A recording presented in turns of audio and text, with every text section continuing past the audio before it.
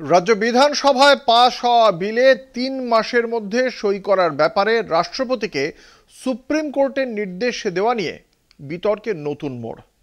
রাজ্য বিধানসভায় পাশ হওয়া বিলে রাজ্যপাল এবং রাষ্ট্রপতিকে নির্দিষ্ট সময়ের মধ্যে সই করতে হবে। এই বিজ্ঞপ্তি নরেন্দ্র মোদী সরকারই ক্ষমতায় এসে জারি করেছিল আজ থেকে ৯ বছর আগে। ২০১৬ সালে স্বরাষ্ট্র দপ্তরের এই বিজ্ঞপ্তির কথা সম্ভবত সরকারি কর্তা ব্যক্তিদের অনেকেরই এখন মনেই নেই।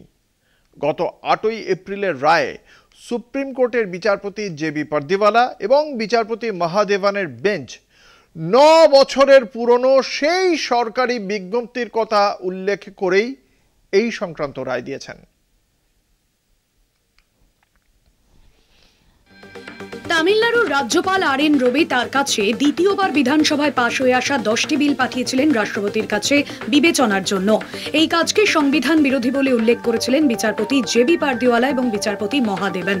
একজন রাষ্ট্রপতি বা একজন রাজ্যপাল তাদের কাছে আসার পর কোনো বিলে কত দিনের মধ্যে সই করবেন তার সংবিধানে স্পষ্ট করে বলা নেই।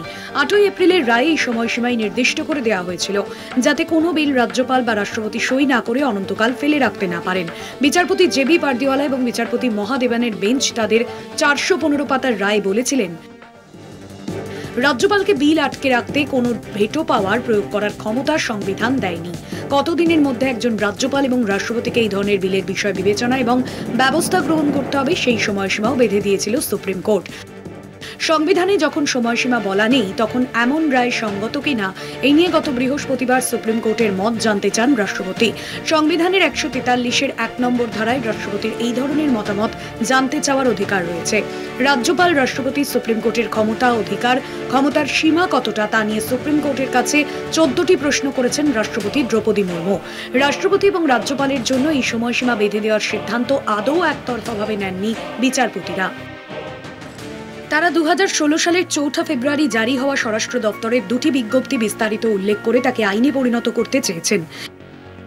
সেই 2 সরকারি বিবৃতিতে স্পষ্টভাবে রাজ্যপাল এবং রাষ্ট্রপতির জন্য যে সময় মোদী সরকার বেঁধে দিয়েছিল রায়ে সেটাকেই বিচারপতিরা কার্যকরী করেছেন। বিচারপতিরা যেটা যোগ করেছেন সেটা হলো, যদি রাষ্ট্রপতি বা কোনো রাজ্যপাল সময়সীমা লঙ্ঘন করেন সেক্ষেত্রে কোনো রাজ্য সরকার আদালতে এসে বিচার চেয়ে অভিযোগ জানাতে পারবে। নরেন্দ্র মোদী সরকার অবশ্য বলতে পারে যে সরকারি বিজ্ঞপ্তি আর আইন এক নয়, ফলে বিতর্ক এখানেই থেমে যাবে তেমন মোটেই হওয়ার নয়।